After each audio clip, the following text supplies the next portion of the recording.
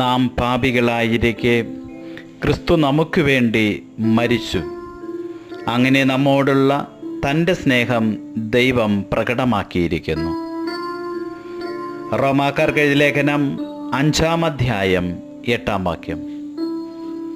ക്രിസ്തുവിൽ എത്രയും അനുഗ്രഹിക്കപ്പെട്ടവരെ, ക്രിസ്തുനാഥൻ നമ്മോട് കാണിച്ച സ്നേഹത്തിൻ്റെ അടയാളമാണ് അവൻ്റെ കുരിശുമരണം.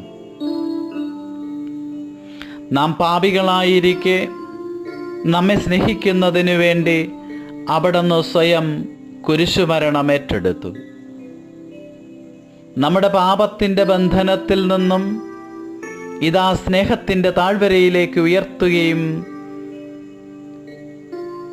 ദൈവ അനുഗ്രഹത്താൽ നിറയ്ക്കുകയും ചെയ്യുന്ന ദൈവിക അനുഭവമായിരുന്നു കാൽവരി കുരിശിൽ സംഭവിച്ചത്. ക്രിസ്തു നമുക്ക് വേണ്ടി മരിച്ചു. ദൈവം തൻ്റെ പുത്രനെ ഈ ഭൂമിയിലേക്ക് അയച്ചത് പാപികളായിരുന്ന നമ്മെ ഓരോരുത്തരെയും രക്ഷിക്കുവാനാണ്, ശിക്ഷിക്കുവാനല്ല. ശിക്ഷ അവൻ ഏറ്റെടുത്ത് രക്ഷ നമുക്ക് പ്രദാനം ചെയ്തു. എങ്കിൽ ആ സ്നേഹം പ്രകടമായ ആ കുരിശിലെ ക്രിസ്തുവിനെ നാം തിരിച്ചറിയണം. ആ ക്രിസ്തുവിനെ സ്നേഹിക്കുമ്പോഴാണ് ആ സ്നേഹത്തിൻ്റെ പൂർണ്ണത നമ്മിൽ സംഭവിക്കുക. അവനെ സ്നേഹിക്കുക എന്നത് അവൻ്റെ കൽപ്പനകൾ പാലിക്കുക എന്നതാണ്. അവൻ്റെ കൽപ്പന ഒന്നാമതായി ദൈവത്തെ സ്നേഹിക്കുക എന്നതും രണ്ടാമതായി അതുപോലെ സഹോദരങ്ങളെ സ്നേഹിക്കുക എന്നതുമാണ്.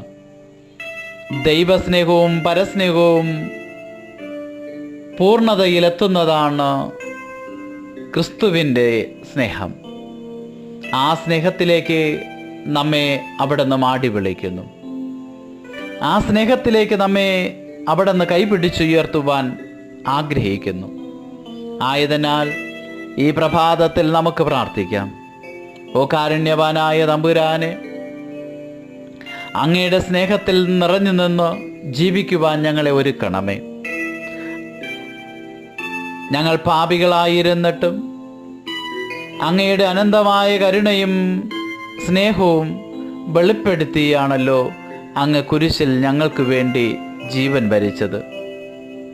ആ കുരിശിൽ അങ്ങ് നേടിത്തന്ന ജീവൻ്റെ മഹത്വം തിരിച്ചറിഞ്ഞ് അങ്ങയെ മഹത്വപ്പെടുത്തി അങ്ങയെ സ്നേഹിച്ചുകൊണ്ട് അങ്ങിലായിരുന്നു കൊണ്ട് ജീവിക്കുവാൻ ഞങ്ങളെ ഓരോരുത്തരെയും കൈപിടിച്ചുയർത്തണമേ, വളർത്തണമേ. ആ സ്നേഹത്തിൻ്റെ നിറവിൽ ഞങ്ങളെ പരിപാലിക്കണമേ. ആമേൻ.